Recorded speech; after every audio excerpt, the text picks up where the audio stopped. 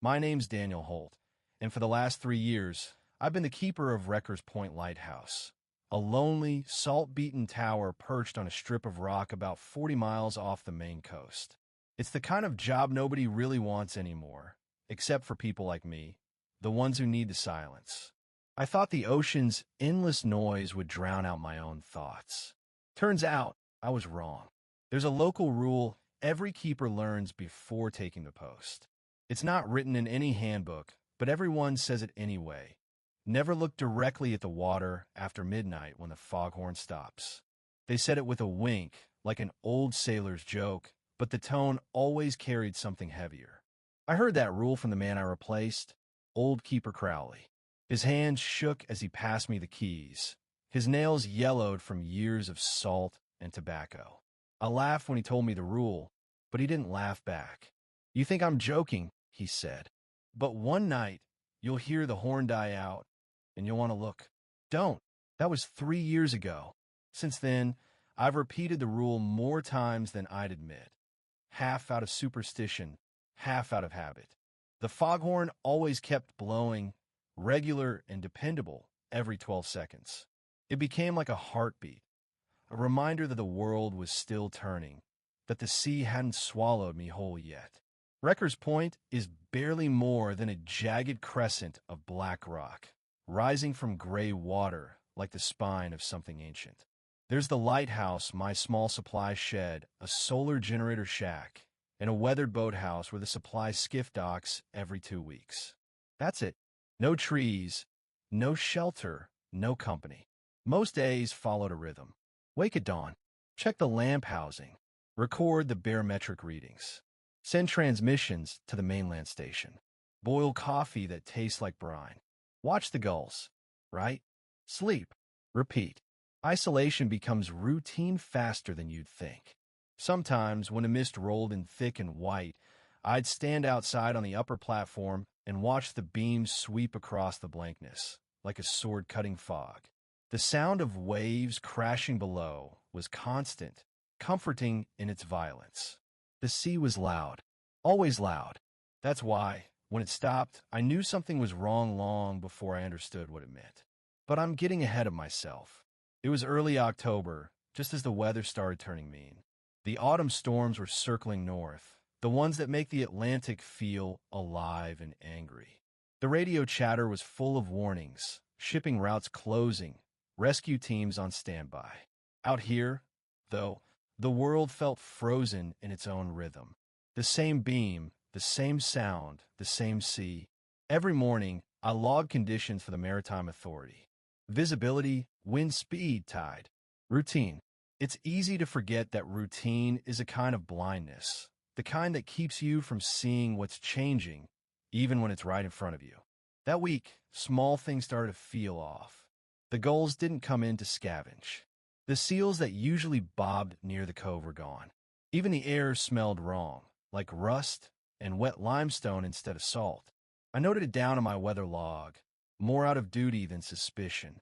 Then one morning, while refilling the oil reserves, I noticed something strange on the south side of the island. The rock near the base of the cliff was streaked with a black, tarry residue, like something had leaked out of the stone itself. It glistened even in shade.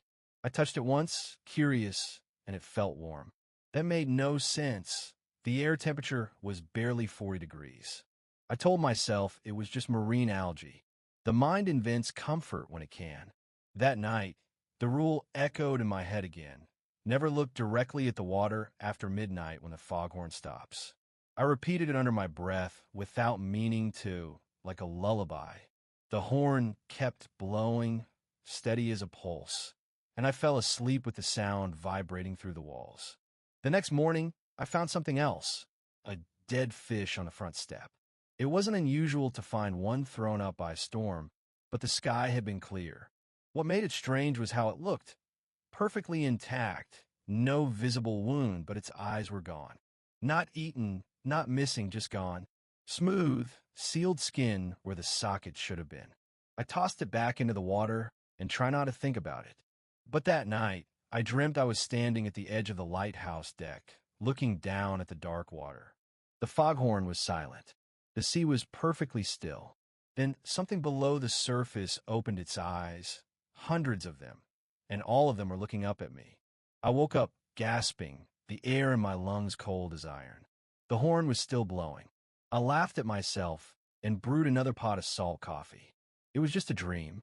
It had to be. 3 days later, the supply skiff didn't arrive. No radio message, no delay notice. Just nothing. I checked the radar. No vessel within 10 miles. The ocean was empty. The kind of empty that makes you feel like maybe you're the only person left alive.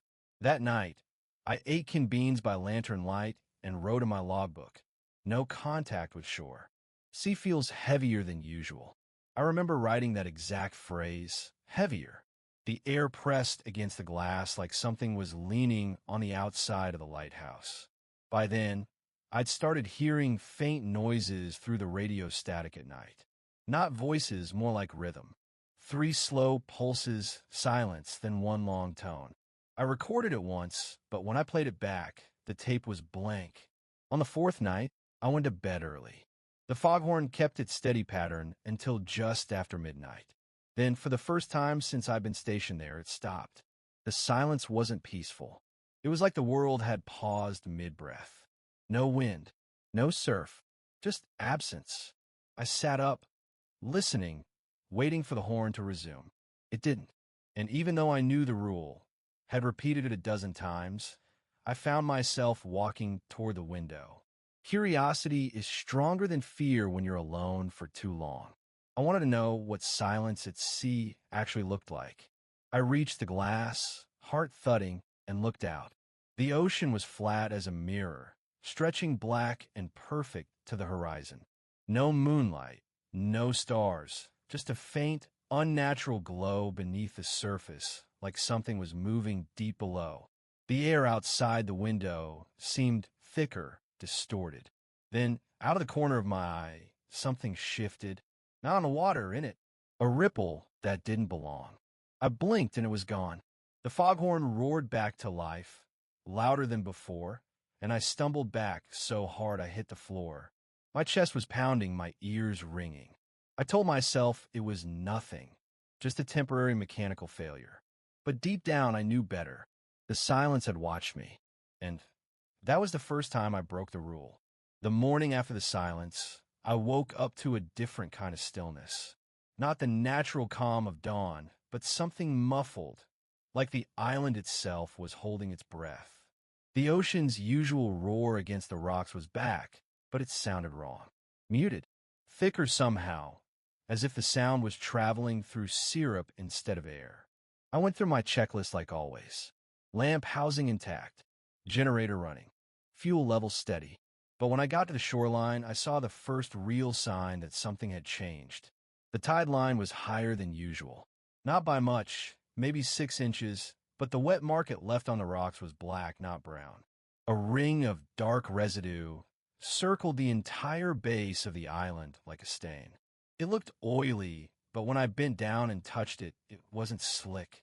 It was rough, gritty like burnt sand. I glanced toward the horizon. The sky was overcast, flat gray, but there was no sign of a storm. No reason for the water to look or feel wrong. Still, I took a sample, sealed it in one of my collection vials, and wrote the time in my notebook. That was what a rational man did. But I wasn't feeling rational anymore. I spent the rest of the morning trying to fix the foghorn. It had cut off suddenly, which shouldn't happen. The automatic compressor keeps it cycling unless there's a full power failure. And even then, the backup runs off the same circuit as the lamp. The circuit had been fine. The generator hadn't flickered once. By noon, I was kneeling in a nest of wires inside the maintenance hatch, tightening connections I'd checked 100 times before. My hands wouldn't stop shaking. Every time I thought I'd found the issue, another strange sound echoed from outside. A low, distant hum, like the vibration of a ship's engine running deep underwater. Only there were no ships. I climbed the stairs to the observation deck and scanned the horizon through my binoculars. Nothing but gray ocean and drifting fog. No vessels. No movement. Not even birds. That's when I saw it. Something small floating near the southern edge of the island. At first, I thought it was driftwood. Then it rolled with the waves, and I realized it was a body. I grabbed my rope and gloves and hurried down to the rocks. The water was calm enough to wade in knee-deep, and I managed to pull it ashore. It was a seal, or had been once. The carcass was bloated, but not from decay. The skin was stretched tight, shiny, and the eyes were gone again. Not gouged out, smooth, sealed over, just like the fish from earlier in the week. The mouth was frozen open. Inside, instead of a tongue, there was that same black grit from the tide line, packed so tightly it cracked the jaw. I almost dropped it right there. The stench was faint, more metallic than rotten. I backed away, fighting the urge to retch.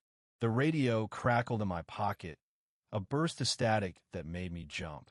Station 4, report, repeat, Wrecker's Point, do you copy? I fumbled it to my ear. This is Wrecker's Point. I read you barely. The line's bad.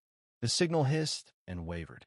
Through the distortion, I heard the dispatcher's voice again, faint but clear enough to make out a single phrase. Stay inside after midnight. Then nothing. I repeated my call 5 times. No response. Just static. The wind picked up, sharp and cold, scattering foam across the rocks. I dragged the carcass farther inland and covered it with a tarp. I didn't know why. Maybe some part of me thought I'd be able to explain this later, like it was data, not horror. By dusk, fog had begun rolling in thick, fast-moving bands that swallowed the lighthouse base completely. From the window, the beam of light seemed to vanish only a few feet out, absorbed by the mist. I'd never seen fog that dense move so quickly. It looked alive. Dinner was canned soup and crackers. I kept the radio on, even though it was nothing but soft static.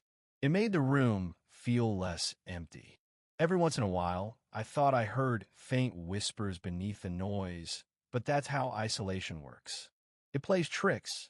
Around 11 p.m., I heard something scrape against the outside wall.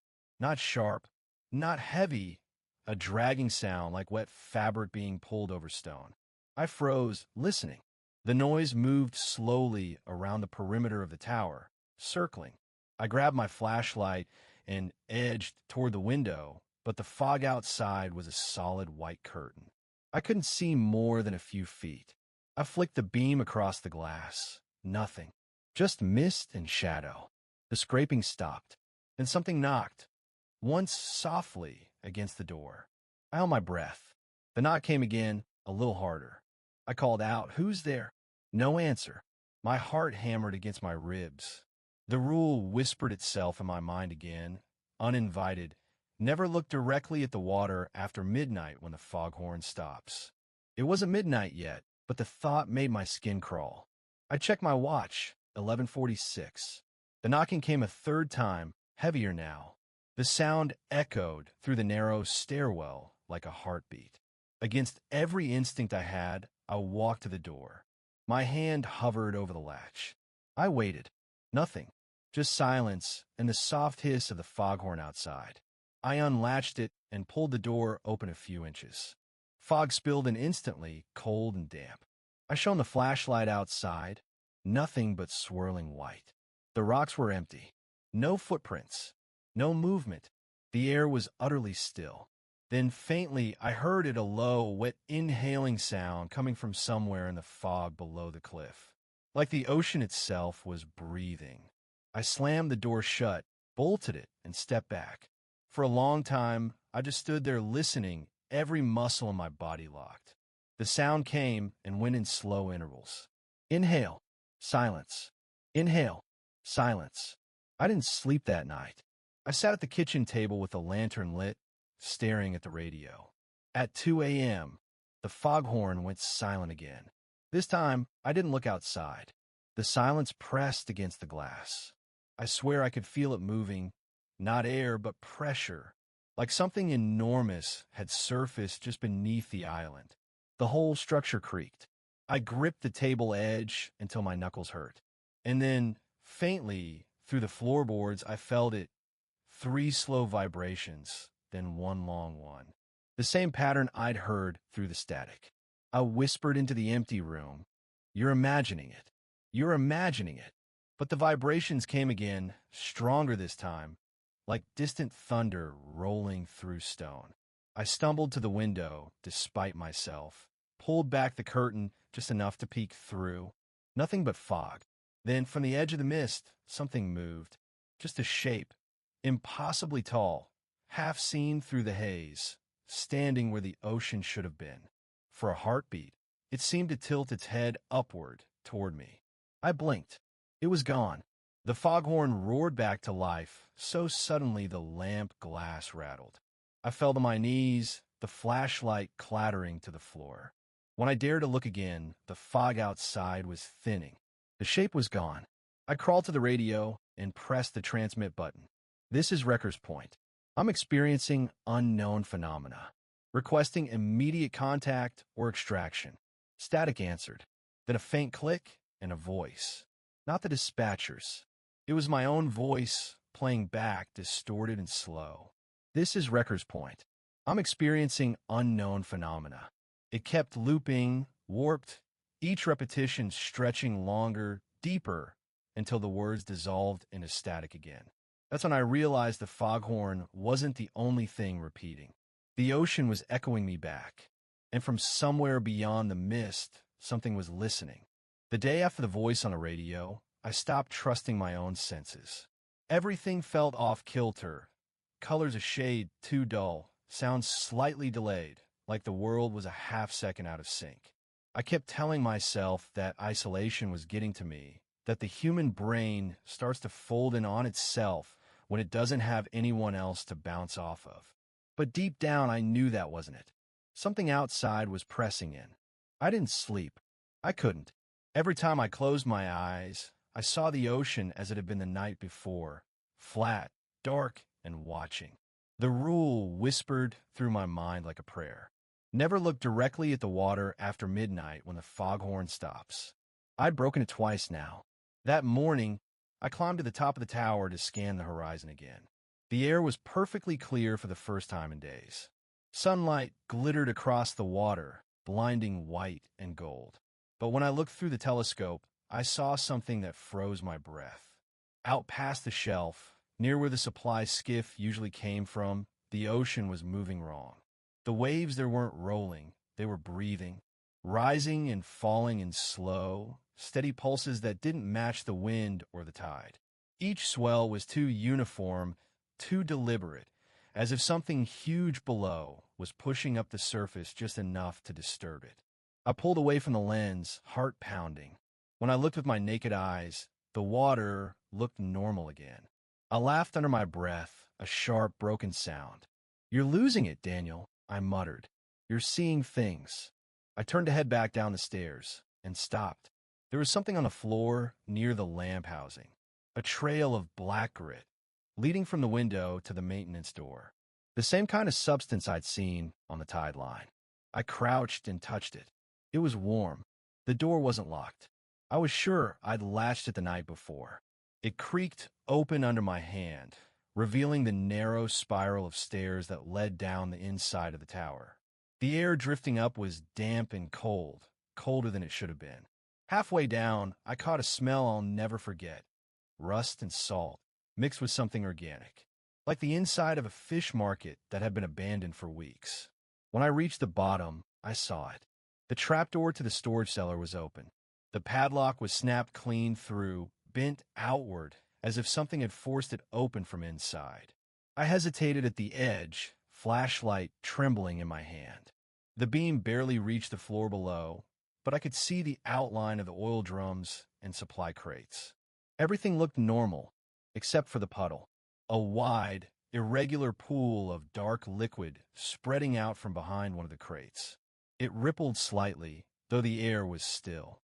I took a breath and stepped down the ladder. My boots splashed into something thick, almost gelatinous. The beam caught the surface, and I saw it wasn't water. It was that same tar-like substance from the rocks, except it was moving. Slow, lazy ripples spread outward from where I stood, even though I wasn't moving anymore. Then I heard a sound, a single, wet inhale from somewhere behind the crates. I froze. It came again, louder this time. a bubbling, sucking noise like air being pulled through mud. I backed up the ladder, nearly slipping, heart hammering. As I reached the top, something shifted in the dark below, a faint, sloshing movement, then a hollow knock against one of the drums. I slammed the trapdoor shut, shoved the crate over it, and bolted the hatch. For the rest of the day, I stayed near the radio, trying to raise anyone. Nothing, just static. By evening, the fog had returned. It rolled in like smoke, thick enough to swallow the light from the lamp entirely. I could hear the foghorn cutting through it every few seconds, steady, reassuring, mechanical, until sometime after midnight, it stopped again. I didn't even move this time. I just sat in the chair, gripping the edge of the table, listening to the silence. My skin prickled all over like the air pressure had dropped. The first sound wasn't from outside. It came from beneath me. 3 dull thuds, echoing up through the metal floor. Then one long groan, like the whole island was shifting. My voice trembled as I whispered, "Not again. Please, not again." The silence stretched. Then from outside came the faintest tapping, not at the door this time, but along the outer walls. A slow, deliberate series of knocks circling the tower. I could trace the movement by sound alone, around the kitchen, the stairwell, the generator room. I stood up and grabbed the flare gun. My hand was slick with sweat, and I had to wipe it on my pants before I could steady the grip. The tapping stopped, and then something started speaking, not in words I could understand, not really. It was low, distorted, like a recording played backward, but there was a rhythm to it, a cadence. I swear it was coming from the direction of the ocean. I stumbled to the window, pressed my face against the glass, and squinted into the fog. Nothing but white, but I could see the faint reflection of the lighthouse beam sweeping across it, over and over, until suddenly it froze. The beam stopped mid-rotation, pointing straight out toward the sea. I reached for the control lever, but it was jammed. The motor was still humming, yet the light wouldn't move. Then, in the distance, the fog parted. A shape rose from the water, massive, dark, impossibly tall. It wasn't solid. It shimmered, bending the light around it. For a moment, I thought it was a mirage, until I realized the fog was reacting to it, swirling upward as though being pulled by the thing's presence. I couldn't make out details, just motion, vertical motion, something rising that had no right to exist above the surface. And then, just as quickly, it sank back down, the water closing over it in total silence. The foghorn blared back to life a second later. I screamed, not from pain, but from shock. The sound was deafening after that much silence. When I looked back at the control panel, the light was rotating again. Everything looked normal. But when I stepped closer to the glass, I saw a smear on the outside of it. A perfect wet handprint. 5 long fingers. Too long. The next morning, the air was heavy and colorless. The gulls still hadn't returned. The ocean was perfectly flat. I forced myself to check the cellar again. The puddle was gone. The floor was dry. But the broken padlock was still there, bent outward, proof that I hadn't dreamed it. That was when I decided to start recording audio logs. Not for the Maritime Authority, for myself. Proof, in case I ever made it back to shore. I set the first recorder near the kitchen table, hit the red button, and started speaking. October 13th, 7:10 hours. Possible contamination in cellar. Unidentified biological residue. Repeated power and foghorn irregularities. Visual anomalies offshore. Subjective auditory hallucinations. Need immediate extraction. I paused. The sound of my own voice in the empty room made me uneasy. Then something strange happened. The tape kept running, but the needle didn't move. The recording light flickered once, then steadied. I frowned and tapped it. A second later, the tape reversed direction by itself. And through the speaker came my own voice again, but older, slower, warped. "Don't go below." The words repeated once, then stopped. The tape hissed and burned out. I stared at the recorder until the silence became unbearable, then hurled it against the wall. The plastic shattered, scattering tape across the floor like ribbons. Something was wrong with time here. With sound. With everything. By mid-afternoon, I noticed the generator lights flicker. A low, intermittent hum filled the air, pulsing like a heartbeat. When I stepped outside to check the wiring, I found something new on the rocks. Dozens of dead fish, arranged in a perfect circle around the base of the lighthouse. All of them intact, eyeless, mouths gaping upward. At the center of the circle, carved into the stone, was a spiral, deep and black, filled with seawater that didn't reflect light. The spiral wasn't there yesterday. I was sure of it. I stumbled backward, nearly tripping over the rocks. My vision blurred. For a moment, I thought I saw movement inside the spiral, a faint shimmer like the reflection of waves, but it wasn't following the tide's motion. It was pulsing, syncing perfectly with the hum from the generator. I ran back inside and locked the door. That night, I didn't sleep again, and as the hours dragged toward midnight, I realized I could hear something faint beneath the foghorn's drone. A whisper carried through the walls, repeating the rule back to me in a dozen distorted voices. Never look directly at the water after midnight when the foghorn stops. They were mocking me. I turned up the radio volume until the static drowned them out. But somewhere below, the cellar door creaked open again. The sound of the cellar door creaking open below me was the kind that stops your pulse. It wasn't loud, just slow, drawn out, the hinges complaining under weight that shouldn't have been there. I froze halfway down the stairs, lantern in one hand, wrench in the other. The air coming up from a cellar was colder than before, colder than any natural draft should have been. I told myself the wind must have shifted, that pressure changes from the fog outside could have unlatched the trapdoor. That kind of thinking was the only thing keeping me moving. I forced myself down, one step at a time. The light from the lantern quivered across the floor as I reached the bottom. The crate I'd shoved over the hatch was pushed aside. The trapdoor hung open again, gaping like a mouth. The smell hit me before I even looked inside. That same metallic, briny rot, but stronger, thicker. My eyes watered. The beam caught something on the ladder. Black residue, smeared along the rungs, as though something slick had climbed up. I wanted to close it, seal it, bolt it, walk away. But something deep in my gut, the same reckless curiosity that had made me break the rule in the first place, pushed me closer. I leaned over the opening and shone the light down. The cellar was different. The shelves that should have been against the back wall were gone. Or rather, they looked sunken, bent downward, like the floor had sagged. The puddle I'd seen earlier was back, but bigger, covering almost the entire space. Only it wasn't still this time. It was rippling in slow, concentric waves. And then I heard it, the breathing again. A low, rhythmic inhale, exhale, rising from beneath that black liquid. I stumbled back, heart pounding, and slammed the hatch shut. This time, I bolted it, nailed the plank across, and pushed the heaviest crate I could find over the top. I didn't care if it broke procedure.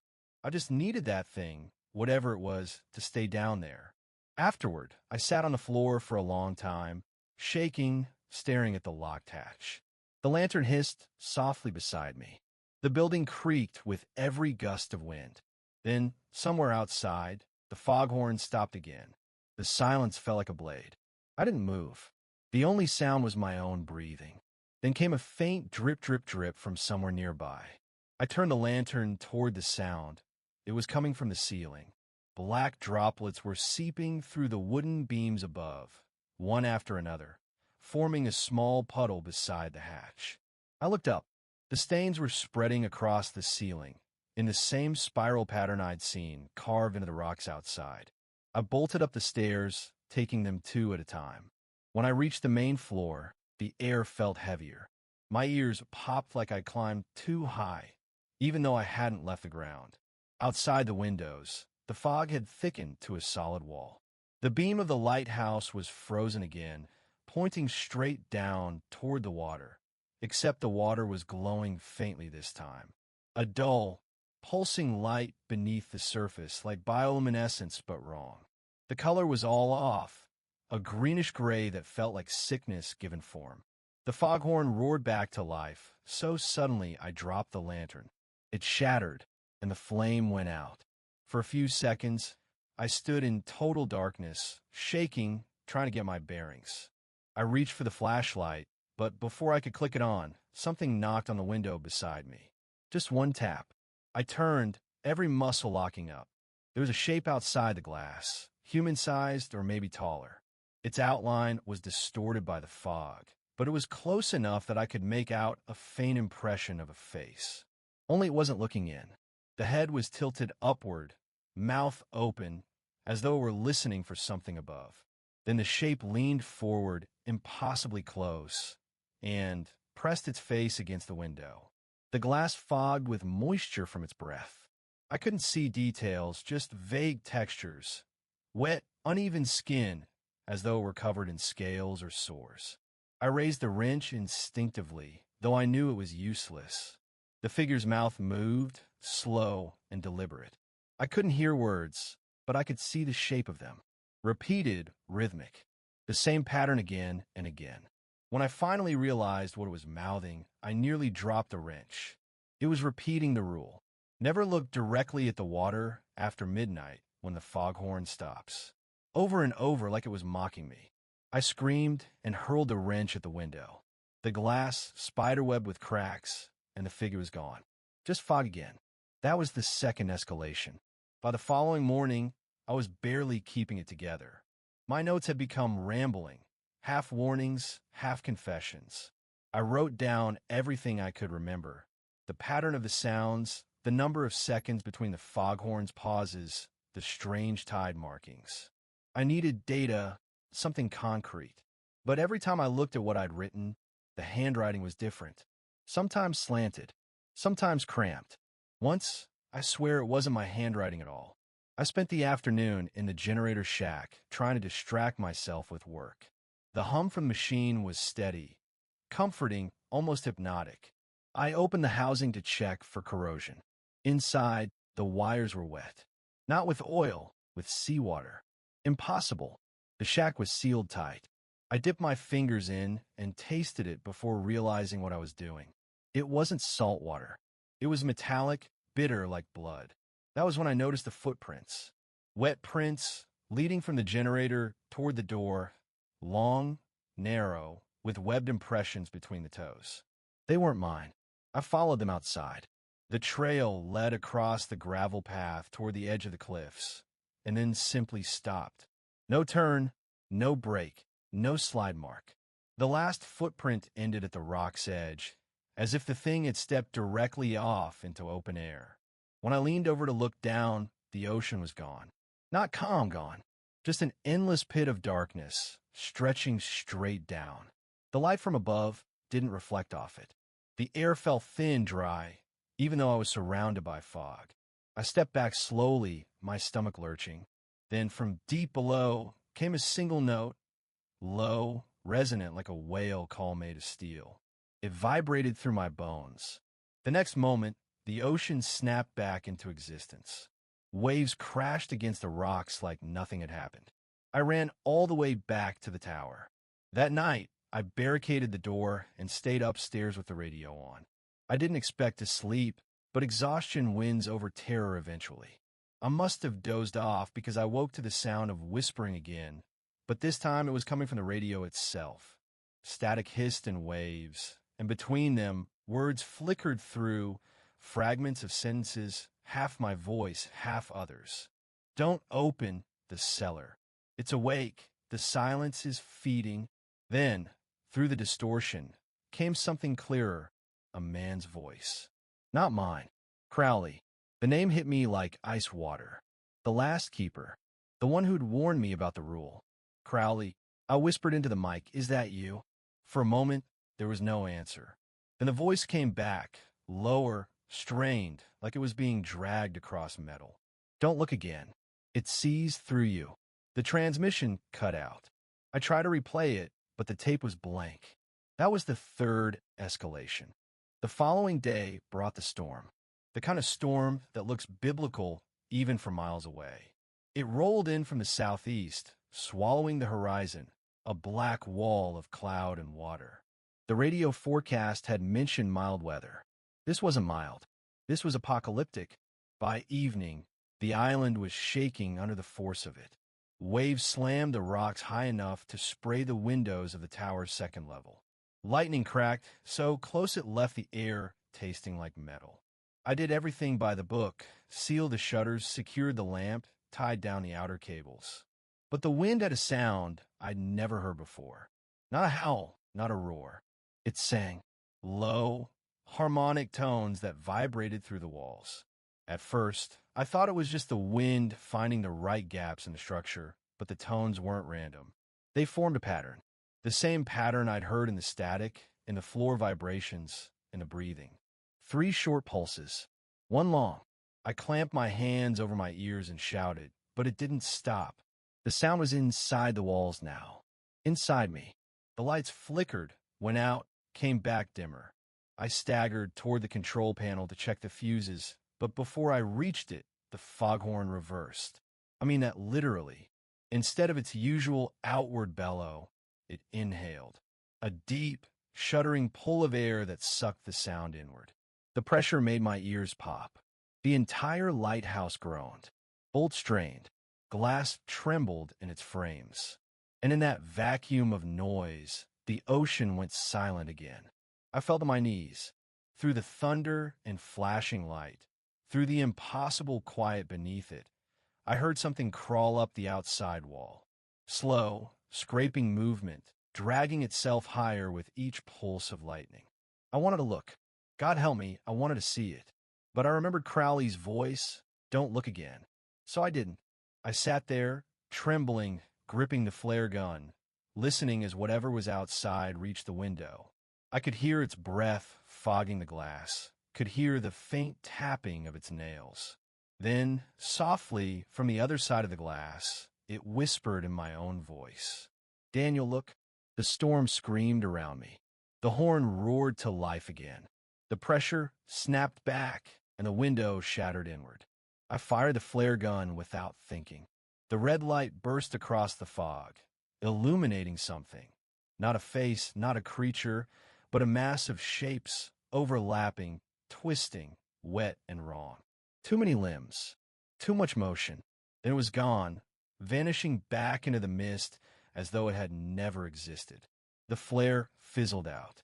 The horn fell silent once more.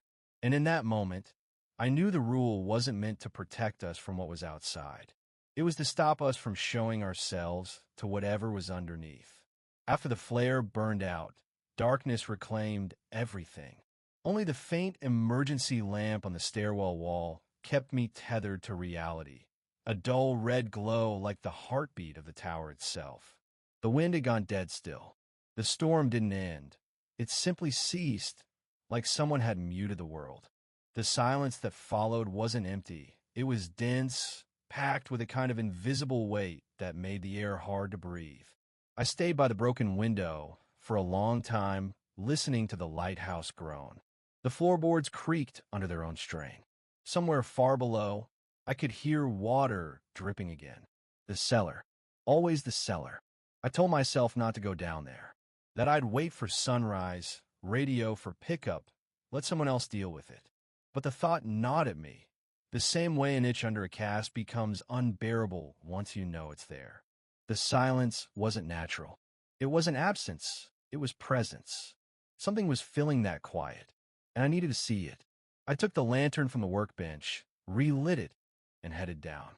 The beam flickered across the walls, revealing streaks of dampness that hadn't been there before. The entire staircase felt subtly warped, as though the wood itself was softening. When I reached the bottom, the hatch was still barricaded, but the planks I'd nailed were wet, dripping as though the ocean was pressing against the other side. I crouched down and pressed my ear to the wood. Silence. Then, faint, almost imperceptible, a pulse. Thump. It wasn't a sound. It was through the floor. Another pulse. Thump. Like a slow heartbeat echoing up through the foundation. My breath hitched. I reached out, touching the hatch, and it was warm. No, not warm. Alive. The pulse matched mine for a few seconds, and then overtook it. Faster, louder, until it wasn't one beat anymore, but many layered over each other, sinking, merging. I stumbled back, terrified I was about to feel something push upward. But nothing came through. Instead, the heartbeat faded, and in its place I heard the faint sound of knocking. Once, twice, 3 times. I froze. It wasn't random. It was the same rhythm I'd heard in the foghorn, in the storm wind, in the radio static. 3 short, 1 long. It was communication. And somehow, it was coming from inside the floor. That's when the radio upstairs crackled on by itself. I bolted up the stairs, taking them 2 at a time. The radio's speaker hissed with static, and through it a voice emerged. Crowley. I stopped dead. It was the same voice as before, only clearer now, closer, as if the signal wasn't traveling through airwaves anymore, but through walls. Crowley, it repeated. You heard it too, didn't you? I swallowed hard. Who is this? The static crackled. Then came the reply, calm, steady, and wrong. You broke the surface, Daniel. They saw you. Every hair on my body stood on end. What do you mean, they? I whispered. The radio hissed again, then fell silent. For a few seconds, I thought the transmission was over. But slowly, I began to hear something behind the static. Not voice, not speech. Breathing. Wet, ragged, and close. It wasn't coming from the speaker anymore. It was coming from behind me. I turned slowly toward the staircase. The red emergency lamp flickered. At the bottom of the stairs, the hatch was open again. Water was pouring up through it, thick and black, spilling over the steps. It didn't move like water, it climbed. Every drop rolled upward, defying gravity, dragging itself toward me. The smell hit next, that same metallic rot, now multiplied. My eyes watered as I stumbled backward, knocking over the chair. From within that rising blackness, something reached out, pale, webbed fingers gripping the edge of the step. The hand twitched, flexing, then pulled itself higher. I could see the shape of a face beneath the surface, human-like but stretched, distorted. Its eyes were white, lidless, reflecting the red lamp glow like glass marbles. I ran. I don't remember deciding to. My body just moved. I sprinted up to the top floor, slammed the hatch to the lamp room behind me, and locked it. My lungs were burning, my pulse pounding so loud I could barely hear. Below, something dragged itself upward. Slow, steady, like it wasn't chasing me.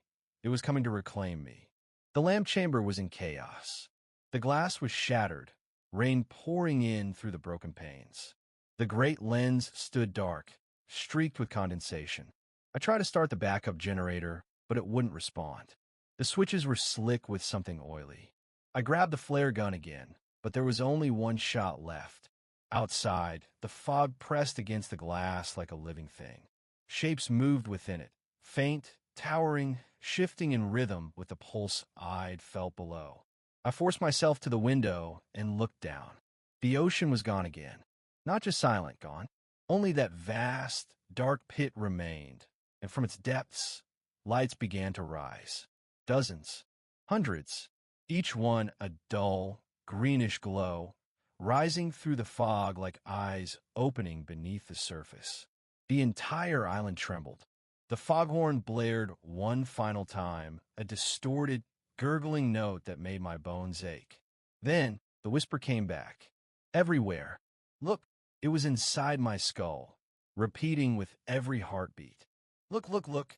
I clamped my hands over my ears, but it didn't help. My vision blurred. My mouth moved before I could stop it, whispering back, I see you. And the moment I said it, everything changed. The glass burst inward, spraying shards across the room. A rush of cold air hit me like a wave, knocking me to the floor. The fog poured in, thick and wet, smelling of rust and brine. And through it, silhouettes. Dozens of them. Human shapes, distorted, crawling through the broken window. Their limbs moved wrong. Too long, too loose, bending in ways that made no anatomical sense. Their eyes glowed faintly, the same color as the light beneath the water. They didn't speak. They didn't scream. They just breathed. I raised a flare gun and fired. The burst of red light filled the chamber, revealing them clearly for the first time. They were human once. I could see fragments of uniforms, torn lighthouse coats, bits of cloth like mine. Some of them still had name patches. One, near the front, had Crowley stitched across his chest. Their mouths opened all at once, and that same subsonic hum filled the air. 3 short, 1 long. The glass of the lantern began to vibrate. My teeth ached from it. Then one of them, Crowley, raised his hand and pointed at the beam. The central light, the heart of the lighthouse, still dormant. I understood then they weren't attacking. They were waiting for the light to come back on, waiting for me to do it. I don't know why, but I did. I crossed the room, flipped the main switch, and the lens ignited, not white this time, but deep, pulsing green. The beam didn't reach outward. It shot straight down into the sea. The entire tower shook. The fog swirled violently, pulled toward the beam like smoke into a vortex. The figure screamed, or maybe I did. It all blurred together. Below, the pit began to glow. Something enormous was moving beneath the water, vast enough that the island trembled with each motion. Crowley's voice echoed through the chamber one last time, clear as day, though his mouth never moved. "You've opened it." Then the floor cracked. The last thing I remember was falling. The entire tower tilted, the sea roaring up to meet me, though I never hit it. There was only blackness, pressure, and a faint sound like breathing all around me. When I woke, it was morning. The storm was gone. The fog, too. The lighthouse stood intact, not a window broken. The generator hummed like nothing had ever happened. For a while, I convinced myself it was nothing, a dream, exhaustion, maybe fumes from the lantern, until I looked down at my hands. They were wet, the skin between my fingers soft, webbed slightly, faintly translucent when I held them up to the light. And when I turned on the foghorn to test it, the note it made wasn't the right one. 3 short, 1 long. Exactly the same pattern. That was 3 nights ago. The silence hasn't come back yet, but I can feel it waiting. Some nights, when the wind shifts, I hear faint knocking from beneath the floorboards again. Patient, rhythmic, familiar. I keep the lamp burning now, even through daylight hours, because I know the truth Crowley tried to warn me about. The rule was never about protecting us from the ocean. It was about protecting the ocean from us. And I think I've already let something out. The silence came back on the 4th night. I knew at the moment I opened my eyes. The foghorn hadn't failed this time. It had simply stopped, cut mid-blast. The sound ended in the middle of its tone, like someone had sliced it clean out of the air. The effect was instant. My stomach turned cold. The world held its breath. The gulls didn't cry. The waves didn't crash. Even my own pulse felt muffled, as though the quiet had crawled into my veins. I sat up slowly. The lamp was still burning, its light cutting across the tower walls in slow rotations. Everything looked normal, but I could feel something waiting beyond the glass, just out of sight. That was when I heard the voice again. Not the radio this time. Not through the walls. It came from outside. Daniel, barely audible, carried on the still air. My name, spoken with a kind of dreadful intimacy. I froze. My mouth was dry. Then it came again, closer. "Daniel, come see." I staggered to the window. The beam of the lamp swept across the fog, cutting through it in wide arcs. The surface of the ocean was visible again, and for the first time in days, it wasn't black. It was glowing. A dull, phosphorescent green shimmered across the waves, spreading outward in concentric circles from the base of the island. Each ring pulsed faintly, in rhythm with something beneath. I should have stayed inside. I knew that. But curiosity is a cruel thing. It whispers when logic screams.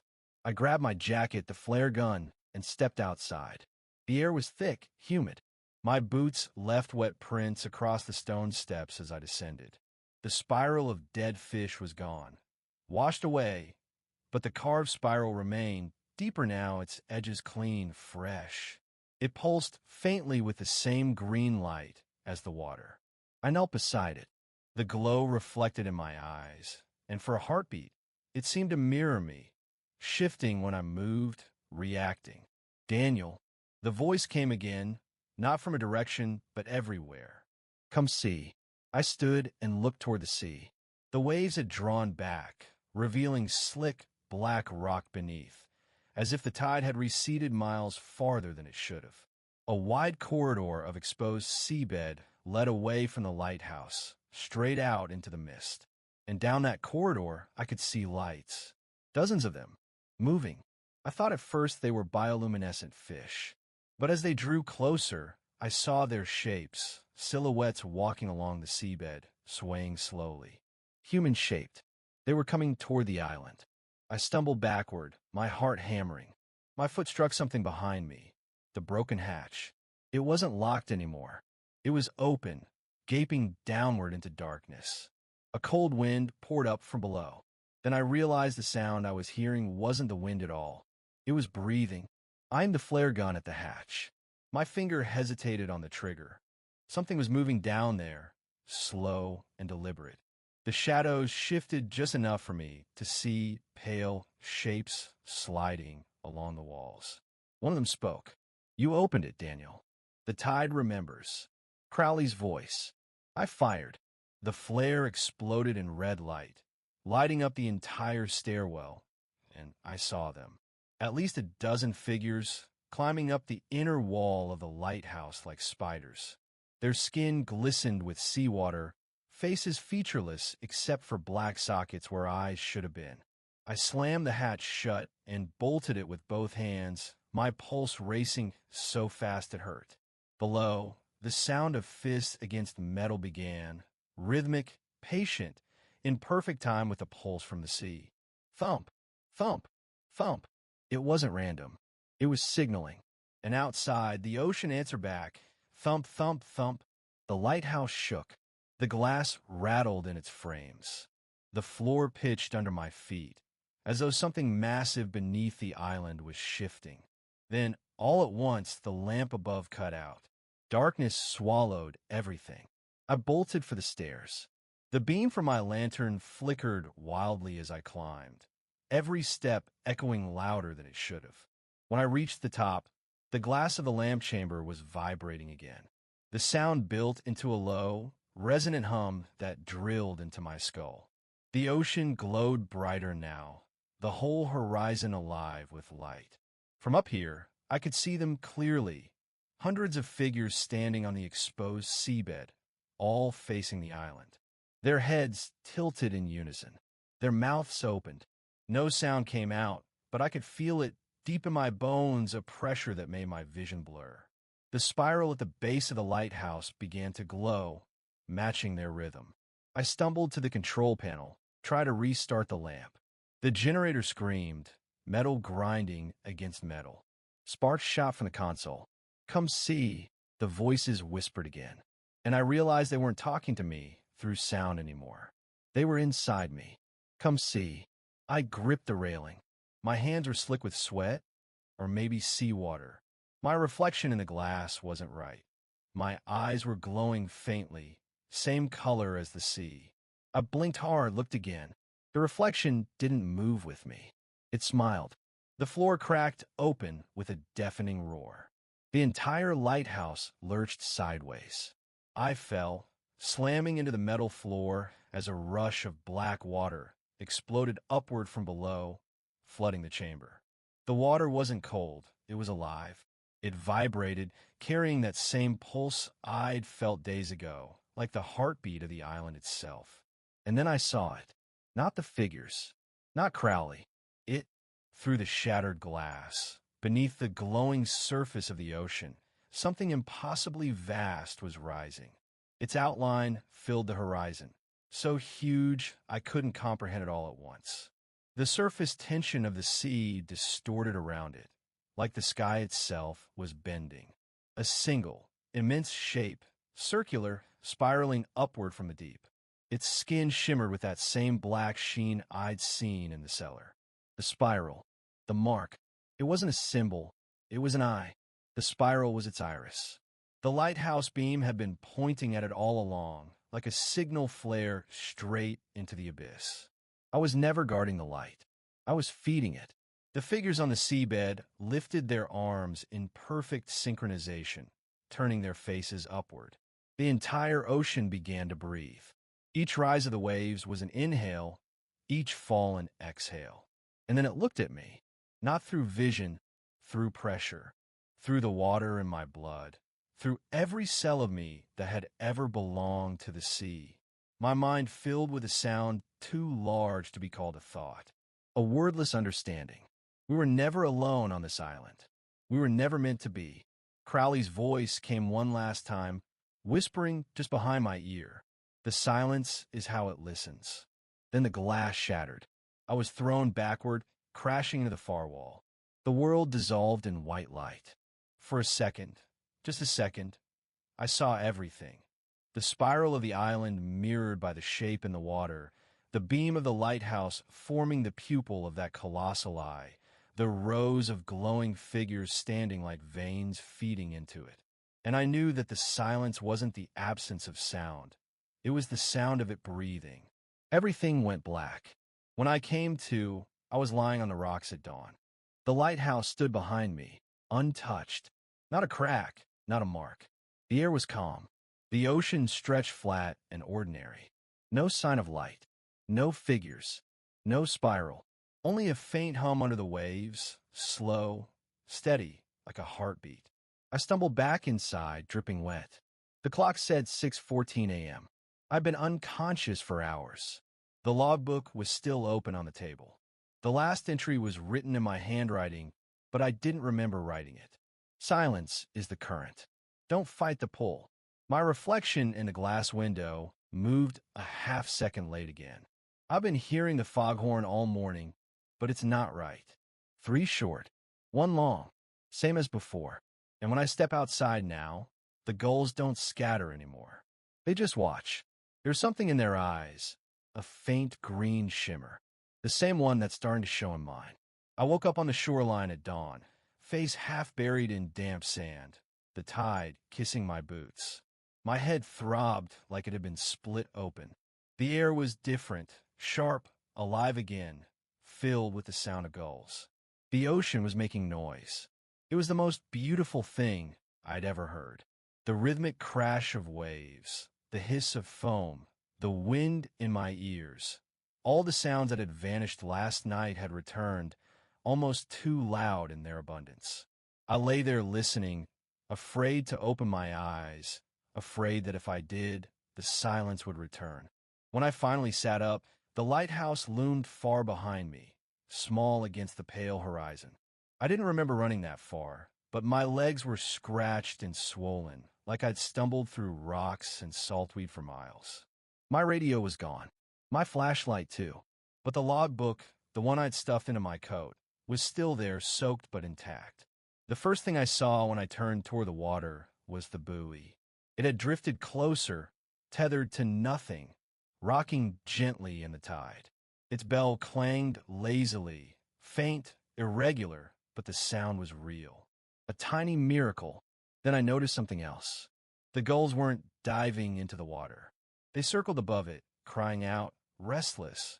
The surface itself seemed too smooth, almost glassy, as though it were pretending to be normal. The memory of what I saw, or what I thought I saw, under that surface crawled back into my mind. I forced myself to look away. The sun crept up higher, and the world looked harmless again. A few fishing boats appeared in the distance, tiny dots moving across the horizon. For a brief, irrational moment, I thought about swimming toward them. But my limbs were too heavy, and some part of me whispered that the water wasn't safe. Not yet. When I finally made it back to the lighthouse, everything looked almost normal. The door hung crookedly on its hinges. The floor inside was wet and smeared with seaweed, but the walls still stood. The lantern room above was cracked but unbroken. The silence rule echoed in my head.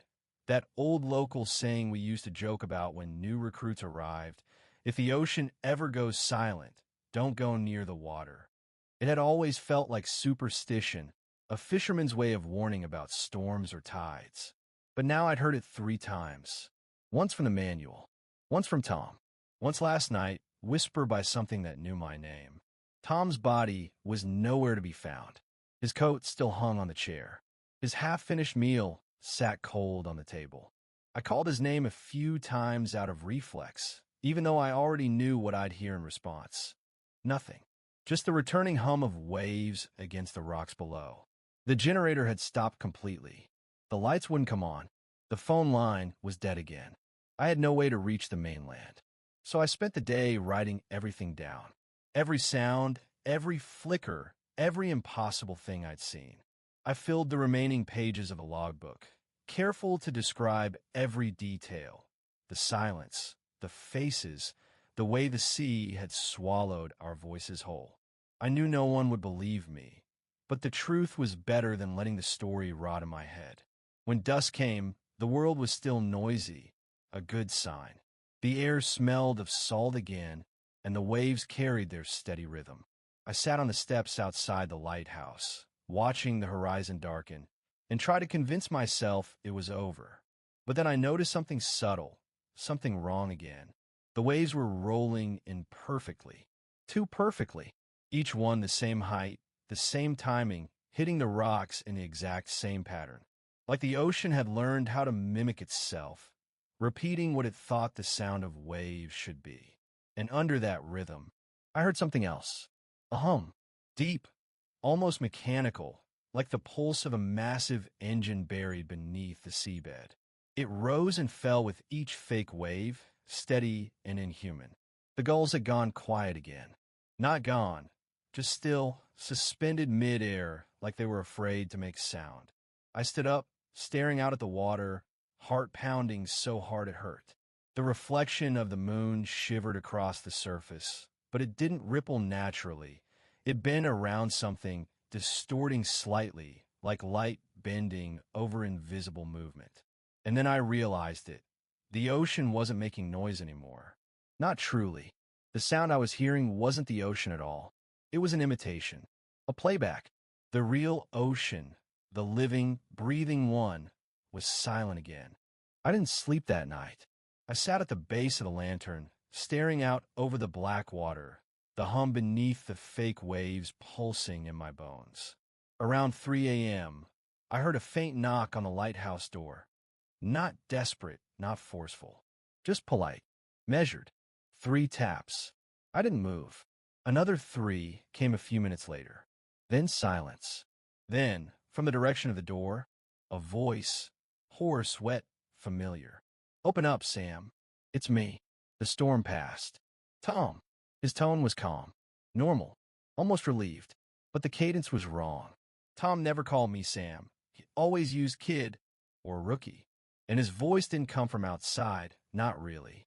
It came from everywhere, like it was vibrating through the metal walls. I didn't open the door. I just sat there, shaking, repeating the rule under my breath. If the ocean ever goes silent, don't go near the water. He spoke again, louder this time, closer. "Sam, you can't stay in there forever. It's safe now. The water's fine." The floor beneath me creaked, not from footsteps, but from pressure, as if something enormous was pressing up from below. The air thickened, damp and heavy, and every instinct I had screamed that I was standing on borrowed time. So I did the only thing I could. I climbed up to the lantern room and locked the hatch behind me. I turned the beam back on manually, even though the power was gone. I forced the mechanism to spin, dragging the mirror by hand until it groaned. The light caught, flickered, then stabilized. Out there, across the ocean, the false waves shimmered under the beam. For a second, I saw movement beneath them, something vast and white, twisting upward, smooth as glass. Then it sank again, leaving nothing but still water. The knocking stopped, the hum faded, and finally the real sound of the sea came back, slow and staggering, like it had been holding its breath for hours. I stayed awake until sunrise. When the relief boat finally arrived 2 days later, the crew found me sitting there, pale and shaking, still turning the light by hand. They said I looked like I hadn't blinked in hours. They asked where Tom was. I told them he fell. That was easier than explaining the truth, that the ocean itself had gone dead, and something beneath it had tried to learn how to speak. Before I left, I tore the page with the rule out of the logbook and folded it into my jacket pocket. It's with me now, even as I write this. I don't know what it is that lives under that stretch of sea. I only know it listens. I only know it remembers. And last night, when I was back on the mainland, lying in my small apartment with the window cracked open, I thought I heard the waves again. They were perfect, too perfect. And underneath them, faint and familiar, came 3 soft knocks on the wall. So I'll say this one last time, for you, and for anyone who ever finds themselves near the coast at night. If the ocean ever goes silent, don't go near the water.